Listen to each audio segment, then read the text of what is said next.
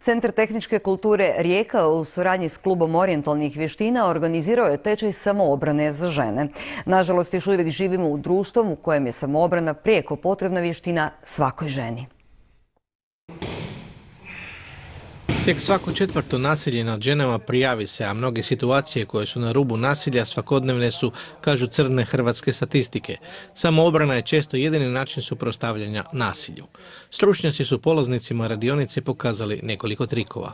Te stvari definitivno mogu pomoći. Najvažnija stvar je osvještavanje i općenito dobiti takav jedan mentalni stav da čovjek zna da ima šanse i da postoji mogućnost kako se može pravilno obraniti. Da ima šansu i da prepozna napad, da se može maknuti, da prepozna napadača i potencijalnog nezasumnjivu osobu na cesti koja prilazi. Neke vještine brzo se usvajaju. Jako mi se sviđa. Mislim da nam može svima pomoći u životu. Nadam se da niste ni vi imali nekih situacija neugodnih.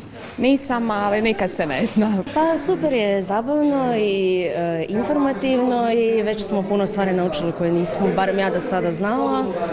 I odlično je ovo. Instruktori kažu bilo bi dobro vježbati samoobranu dulje vrijeme i povremeno obnoviti znanje i vještinu.